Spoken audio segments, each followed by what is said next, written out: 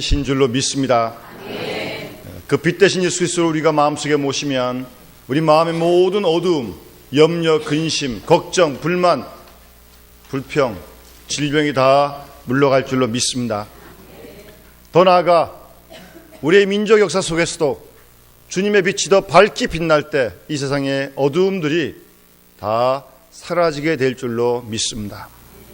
우리와 우리 교회가 더 주님의 밝은 빛을 힘써 비칠 수 있도록 우리가 기도하고 힘써야 할 그러한 중요한 때인 줄로 그렇게 믿습니다. 여러분, 내일 모레는 92주년 3.1절을 맞이하게 됩니다. 92년 전에 우리의 선진들이 3월 1일 날 3.1 만세 운동을 벌린 그 일을 기억하는 3.1절인데요. 여러분, 무슨 계획을 가지고 계신지 잘 모르겠습니다. 그저 빨간 날이니까 하루 쉴 수 있다, 그 생각이 먼저 드시는지. 여러분 앞에 우리 꽃꽂이를 보시면 우리 미아부에서 기도하면서 꽃꽂이를 아주 잘 꽂아주셨는데 태극기가 꽂혀 있어요. 1년에 몇 번 태극기가 잘 안 꽂힙니다. 근데 이제 아마 3.1절을 앞두고 우리가 나라 민족을 위해 기도하는 그런 시간이 되겠다, 그런 마음으로 태극기를 꽂아서 꽃꽂이도 이렇게 해주신 줄로 그렇게 믿습니다. 여러분, 이스라엘 백성들은요, 애굽에서 하나님의 크신 능력으로 해방되었던 유월절 절기를 지금도 그들이 어디에 흩어져 있든 일주일 동안 그 절기를 지킵니다. 3,500년 전에 있었던 그 역사적인 사건을 지금 기억하고 어디에 있든 간에 하여튼 유월절 절기를 꼭 지킵니다. 3,500년 전의 사건인데요. 우리 3.1 운동 92주년 됐는데 그보다 훨씬 더 오래된 그 사건을 오늘도 유월절 절기가 되면 일주일 동안 철저하게 지킵니다. 그래서 혹자들은 유대인들로 하여금 유대인 되게 하는 그 힘이 아마 그 절기를 지키는 데 있지 않는 것인가, 그런 얘기를 할 만큼 철저하게 하여튼 유월절, 애굽에서 430년 노예 생활을 하다가 해방되었던 그때를 기억하고 그 절기를 지킵니다. 물론 3.1 운동으로 우리가 금방 독립이 이루어진 건 아니지만 그 3.1 운동의 그 정신, 그 영향이 역사를 이어 계속 발전되어졌고 그것이 8.15 해방도 이루게 했고, 그리고 오늘도 그 3.1 정신 위에 우리나라의 헌법도 세워지고 이 나라도 이만큼 서인 줄로 믿습니다. 그렇다면 우리가 이 3.1 운동에 대한 신앙적인 뜻과 의미를 잘 마음에 새기면서 우리 앞선 선진들이 나라와 민족을 위해서 어떻게 기도하고 힘썼는지를 배우고 우리도 이 시간 이 역사 위에서 우리의 삶의 현장 속에서 이어가야 할 것입니다. 그 3.1 운동에 대해서 외신이 보도했던 자료를 제가 몇 가지 한번 소개하겠습니다. 먼저 미국의 세크라센토에 발간하는 발행인 잡지의 발렌틴 레치라고 한 사람이 마침 그때 1919년에 우리나라에 있었습니다. 그가 우리나라의 3.1 운동을 보고 1919년 3월 1일 이 만세운동은 전 민족적인 항고로 온 세계를 놀라게 하였다라고 그렇게 전하고요. 이어서 발렌틴 레치라고 하는 그 잡지사의 발행인은 이 3.1 운동은 어떠한 이상을 위하여 조직적으로 이루어진 평화적 항쟁으로 세계 역사상 최대의 선례로 남아야 할 것이다, 그렇게 높이 평가를 했습니다. 같은 해 4월 6일 LA 타임즈는 생명의 존엄성이라고 하는 제목으로 이렇게 기술하고 있습니다. 이 독립선언은 미국 독립선언과 함께 인류의 금자탑을 이룬 영원 불멸의 의의를 가지는 것이라고 생각한다. 이것은 광야에서 외치는 선지자의 울부짖음이다. 하나님이여, 광란의 세계로 하여금 잠시 걸음을 멈추고 이 부르짖음에 귀를 기울이게 하소서라고 그렇게 LA 타임즈의 생명의 존엄성이라고 하는 타이틀로 기사를 썼습니다. 당시에 아세아지의 9월호에 한국의 주장이라는 제목으로 이렇게 말하고 있습니다.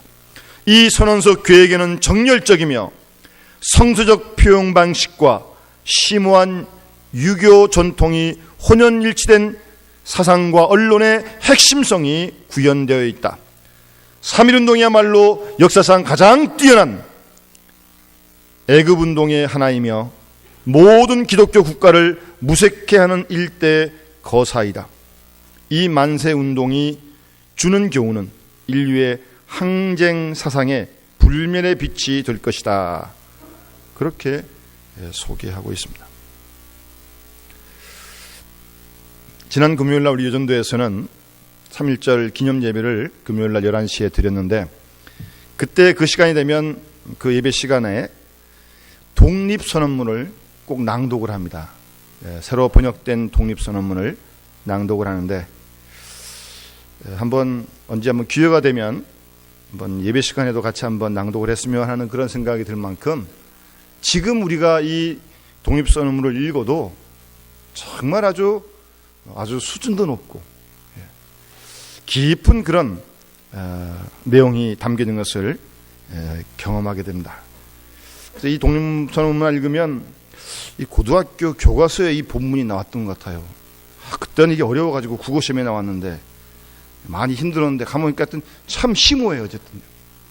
그래서 그 선언문을 마치고 마지막 공약 3장이라는 게 있지 않습니까? 거기 이렇게 나와 있습니다.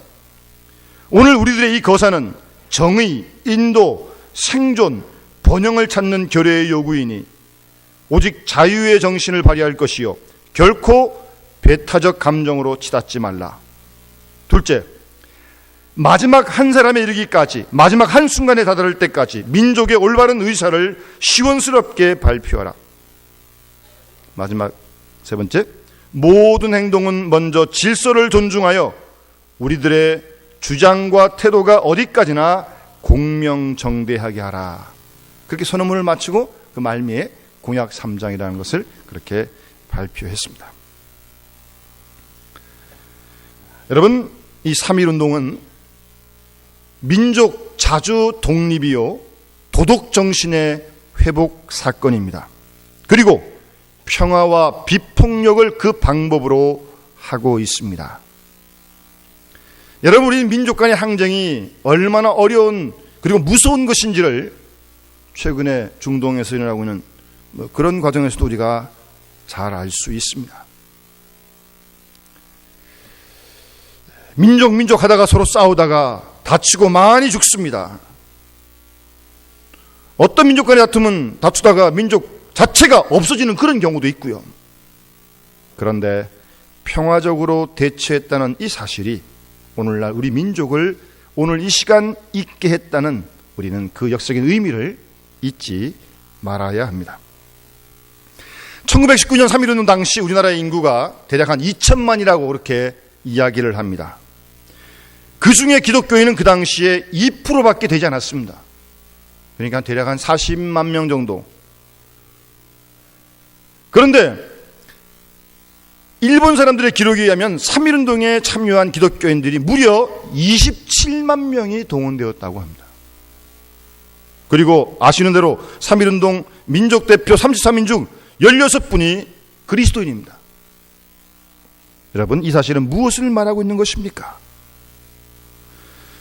그리고 3.1운동으로 말하면 많은 사람이 죽었고 희생되었는데 그 희생된 사람의 75%가 기독교인입니다. 이처럼 3.1운동 정신의 뿌리가 하나님 말씀이었으며 기독교 신앙이었다는 사실을 우리는 분명히 발견하게 됩니다. 우리의 선진들은 순국과 순교를 하나로 생각을 했습니다. 만세를 불다가 준 사람을 순교자로 그렇게 생각을 했습니다. 그리고 교회는 저들의 뜻을 그렇게 받아들였고 그렇게 찬양을 했던 것입니다. 나라를 사랑하는 애국이 신앙이요 신앙이 곧 애국이라고 그렇게 생각했던 것입니다. 그래서 나라를 건지려면 예수를 믿어야 하고 그리고 기독교를 받아들이는 것이 빼앗긴 나라를 회복하는 유일한 길이라고 그렇게 생각을 했던 것입니다.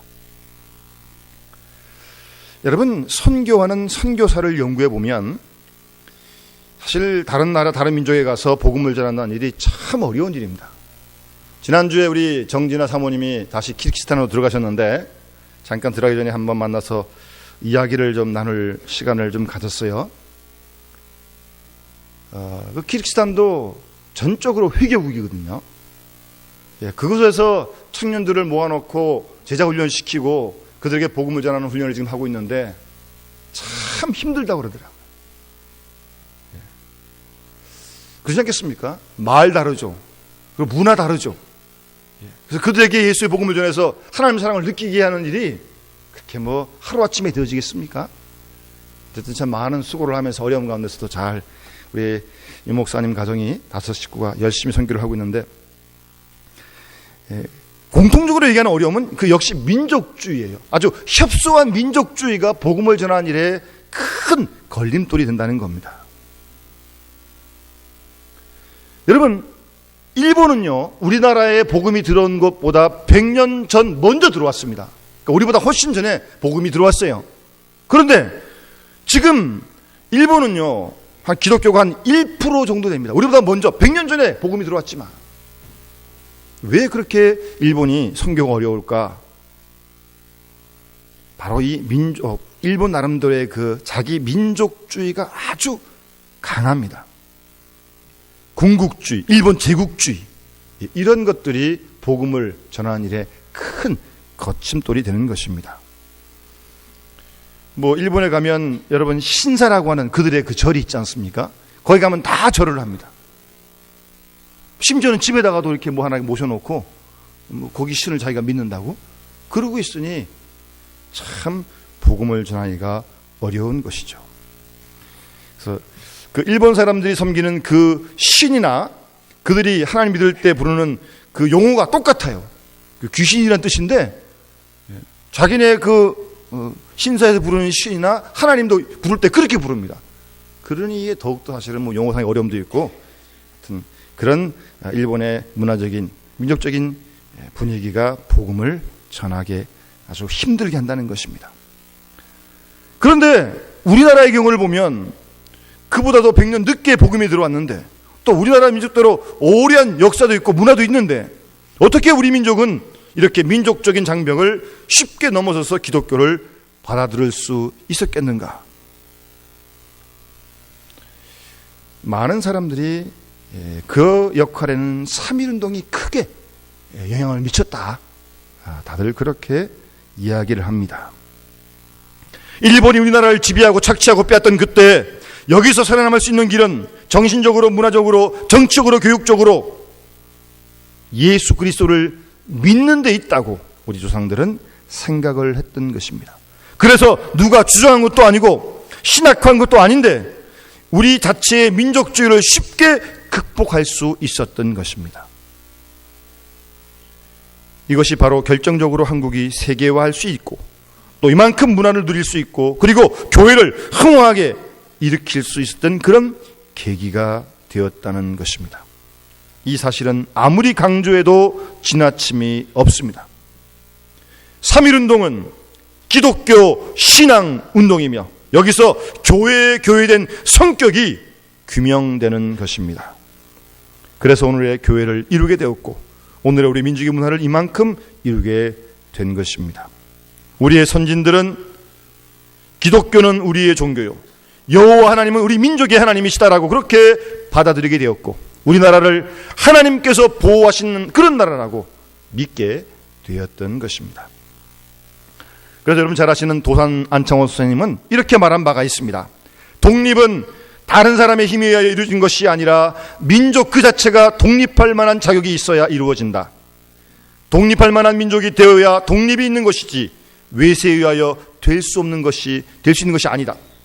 그런 거로 도덕성을 세워야 한다. 도덕적으로 바로 서야 하고 협동하는 정신을 배워야 하고 기회를 놓치지 말아야 한다. 우리가 비록 일본 사람들 밑에 있을지언정 지금이라도 기회를 놓치지 말고 열심히 배우고 가르치고 열심히 믿는 것이 독립이요 나라요 애국이다 라고 그렇게 말씀하신 바 있습니다. 여러분 저쪽 강남에 가면 도산공원이 있지 않습니까? 거기에 이런 비문이 있습니다. 그는 착실한 하나님의 사람입니다 라고 도산안정섬에 대해서 그런 비문이 쓰여져 있는 것을 볼 수 있습니다. 오늘 본문에 보면 이사야 선지는 예루살렘 중심에서 한평생 선지자로 사역했던 분입니다. 이사야는 아수르 왕 사네립이 이스라엘을 침략해 들어온 것을 보았고 그것을 하나님께서 물리치시는 그런 능력도 보았습니다. 뿐만 아니라 히스기야 왕이 죽음에서 구원받는 것을 보았습니다. 이사야는 하나님의 능력을 체험한 사람입니다. 이제 오늘 본문에서 이사야는 하나님의 영감에 의하여 유다 이스라엘 나라가 죄로 인하여 망하고 바벨론으로 포로되어 갈 것을 예언합니다. 그러나 70년 후에 다시 돌아올 것이다 라고 멀리 내다보고 말씀하고 있는 것입니다. 이스라엘은 70년 엄청난 순환기를 겪고 돌아올 것이요, 결국은 이 이스라엘이 장래가 사막에서 꽃이 피듯 영광될 곳이라고 그렇게 내다보고 있는 것입니다. 좀 더 나아가서 메시아가 이 민족 가운데 태어나 온 세계에 메시아의 나라, 메시아의 왕국이 이루어지는 아침이 있을 것이라고 그렇게 믿음으로 전망을 했습니다.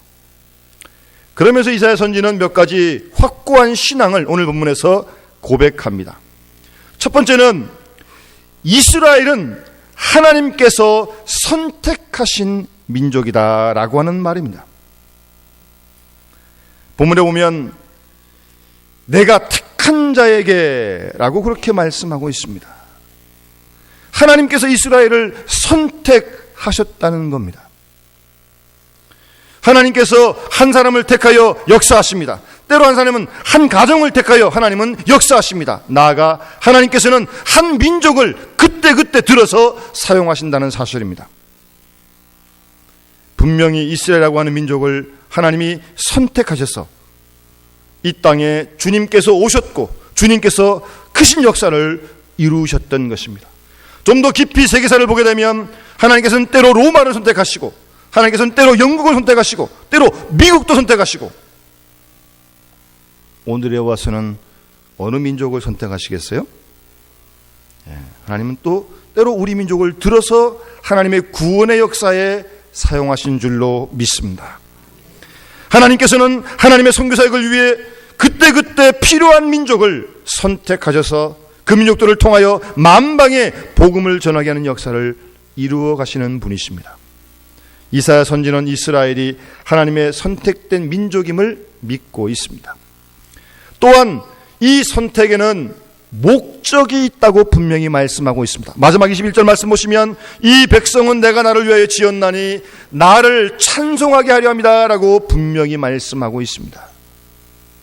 여기에 이스라엘을 택하신 하나님의 뜻이 있습니다. 하나님께서는 이스라엘을 통하여 영광을 받으시고 하나님의 뜻을 이스라엘을 통하여 이루고자 하신다는 사실입니다. 그 역사는 많은 고난 가운데서 이루어집니다. 선택받은 이스라엘, 자기 민족의 영광을 위하여 그 민족이 있는 것이 아닙니다. 많은 고난을 통하여 때로 바벨론으로 포로로 잡혀가기도 하고요, 그런 어려움을 통해서 하나님께서는 역사하시는 것입니다. 우리가 잘 아는 대로 하나님은 바벨론을 치시고 하나님은 영광을 받으시고요, 때로 바사왕 고레스를 통해서 하나님은 역사하시기도 하십니다. 모든 나라를 통해서 하나님이 오늘도 역사하고 계신 것입니다. 하나님께서는 하나님의 뜻을 이루시고 그 일을 통하여 하나님은 영광을 받으실 것입니다. 그리고 이사야가 고백하는 것은 보다 더 미래, 그 최종 승리를 말씀하고 있습니다. 마지막에는 반드시 하나님의 영광이 드러나고 하나님의 나라가 더 이루어지고 완전히 이루어질 것이다 라고 내다보고 이사야는 믿고 있는 것입니다.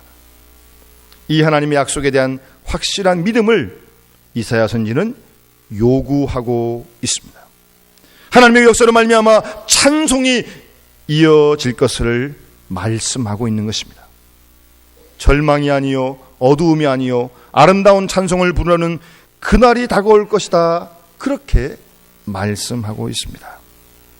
그러면서 오늘 본문에 보면 윤리적인 교훈을 말씀하시는데 18절 말씀 보시면 너희는 이전 일을 기억하지 말며 옛날 일을 생각하지 말라고 구체적으로 말씀하고 있습니다. 바벨론의 포로가 되었다고 해서 아직도 바벨론의 노예성을 가져서는 안 된다는 것입니다. 비록 몸은 노예지만, 정치적으로는 노예지만 정신적으로는 높은 차원의 독립적이고 자주적인 그런 민족의식을 가져야 한다는 그런 말씀입니다. 여기 계신 많은 어르신들, 실제로 우리 일제 치하에서 고생을 많이 하신 어르신들이 계실 거예요. 저희는 그 후 세대니까 잘 모르지만 가끔 어떤 기록이나 드라마나 영화를 보게 되면 정말 악랄하게, 정말 그런 일 생각하면 사실 우리나라 사람들은 대일 감정이 좋지 않습니다. 젊은 세대는 좀 덜 할지 모르겠지만 그 어려움을 겪으신 어르신들은 그렇지 않겠습니까? 여러분, 그런데요, 한이 맺힌 민족은 발전이 없습니다. 억울함에 취해 있어 가지고는 더 이상 발전이 없습니다. 어떻게 하겠습니까? 밉더라도 빨리 그 미움에서 벗어나야 됩니다. 그래서 우리가 지난 날을, 이전 일을, 옛적 일을 잊어버려야 돼요. 아직도 그게 매여가지고. 그래서는 앞으로 나아가는 발전이 없다는 것입니다. 그 과거의 모든 것도, 빼앗겼던 것, 억울했던 것, 분했던 것, 원통했던 것 다 잊어버려야 합니다. 그래야 정신적으로 독립할 수 있는 것입니다. 여러분, 옛날 일본 사람들이 한국을 침략하고 괴롭히다가 어느 정도 그들의 원한대로 되니까 그 다음 단계로 일본 사람들이 우리나라를 문화식민지로 만들려고 정책을 썼습니다. 그 문화 정책에, 좋은 말로 문화지 사실은 좋은 게 아닌데, 1호가 뭐냐면 술집입니다. 그리고 두 번째가 유곽입니다. 이런 요즘 가까이에 있는 이런 곳, 바로 그런 거 유곽이에요. 그래서 젊은 사람들이 나라를 잃어버리고 괴로워할 때 술이나 먹어라 그렇게 조장했던 것입니다. 그래 사람들이 여기에 빠져가지고 술을 먹으면서, 저도 어렸을 때 들었습니다만, 이 풍진 세상을 만났으니 너희의 희망이 무엇이냐 그러면서 스스로와 자기하는 그런 노래나 부르고 말입니다. 먹고 마시면서 아주 코가 삐뚤어지게 그냥, 그리고 유곽에서 심신을 다 탕전해 버리고 말입니다. 그리고 그렇게 하는 것이 마치 진짜 나라를 위한 것처럼 착각했던 그럴 때가 있었어요. 여러분, 이러한 비압박, 이러한 식민지 유산 우리가 청산해야 됩니다. 많이 물론 지금 나아졌죠. 그러나 아직도 우리 속에 있는 식민지에 대한 잔재를 깨끗이 제거해 버려야 우리가 앞으로 나아갈 수 있습니다. 제가 이제 어떤 선생님에게 이런 말씀을 들었는데, 그 당시 이제 문교부였죠. 어떤 학교에 지시를 했어요. 이렇게 좀 해보라고, 방향을. 그랬더니 그 전까지 다 위에서 구체적으로 지시만 받고 그대로 따르던 그랬던 교장 선생님이 이런 방향으로 한번 해보라고, 구체적은 아니지만 방향만 제시해주니까 어떻게 할지 모르는 거예요. 그것도 어떤 분이 지적하기를 식민지의 잔재다. 계속적으로 다 주입해왔기 때문에 막상 알아서 하라니까 못하는 겁니다. 어떻게 할지 모르는 거예요. 이러한 문화적인 침략에서 우리가 완전히 벗어나고 독립을 해야 한다는 말입니다. 오늘 본 말씀은 미래에 살아라, 지난 날을 잊어버리라, 기억하지 말라라고 말씀하고 있습니다. 이전 일 기억하지 말고 옛날 일 생각하지 말고, 보라 내가 새 일을 행하겠다, 이제 나타낼 것이다 라고 그렇게 말씀하고 있습니다. 삐아팠던 것, 억울했던 것, 분했던 것, 거기에 집착하지 말라는 것입니다. 바벨론을 원망할 것도 없고 애굽을 원망할 것도 없습니다. 이제 하나님 앞에서 옛날을 다 잊어버리고 밝은 미래를 향하여 나아가라고 그렇게 말씀하고 있습니다.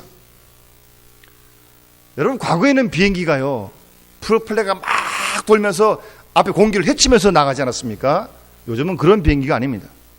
이 날개 뒤에서 아주 막 뒤로 아주 분사하는 그 힘으로 비행기가 추진력을 얻는 거거든요. 여러분, 과거를 잘 밀어붙여야 합니다. 그래야 앞으로 나갈 수 있는 겁니다. 모든 어두운 과거, 열등의식, 그리고 문화적으로 침략당했던 모든 잔재를 깨끗이 쓸어버리고 새롭게 나아가야 할 것입니다. 우리가 잘 아는 김구 선생님은 8.15 해방 후에 27년 만에 망명생활을 마치고 우리나라에 들어와서 어떤 교회에서 이런 설교를 하셨습니다. 이 환영받는 자리에 선 것을 무척 부끄럽게 생각합니다. 나는 지난 27년 동안 해외에서 독립운동을 한다고 하다가 이제 미완성품을 가지고 돌아왔습니다. 그러나 그리스도의 병정들이 내 뒤에 있고 하나님께서 내 위에 계심으로 내가 담대히 이 자리에 섰습니다. 나라를 세우는 길은 두 가지가 있는데 하나는 건국이요 하나는 교회를 세우는 일입니다. 교회를 세우는 일이 곧 나라를 세우는 일입니다. 내가 15년 동안 감옥에 있다가 잠깐 풀렸다가 재수감 되었을 때 우리 어머니는 종종 나를 면회와서 이렇게 일러주셨습니다. 너는 하나님 말씀을 떠나지 말아라. 가족은 내 곁에 있지 못하지만 주님께서는 너를 떠나지 않으신다. 이 나라는 하나님 말씀 위에 세워져야 한다. 그리하고야 국민이 복을 받고 하나님께로 돌아올 것이다. 그렇게 설교를 하셨습니다. 사실 우리의 민족사의 순환사를 돌아보면 이스라엘의 순환사와 아주 흡사한 점이 참 많습니다. 세계에서 우리 민족만큼, 우리 한국교회만큼 이 구약 성경을 좋아하는 민족이 없습니다. 특별히 8.15 해방 직전까지 교회에서 설교한 목사님 설교를 분석해보면 설교의 75%가 구약을 본문으로 설교하셨어요. 이스라엘의 민족 순환사를 보면서 왜 우리 민족이 역사를 이렇게 어렵게 겪어야 하는지를 보게 되었던 것입니다. 이 많은 민족적 시련 속에서 우리가 선택받고 교육받고 강하게 되고 순수하게 되고 하나님의 손에 이만큼 쓰임받는 우리와 이 민족이 된 것입니다.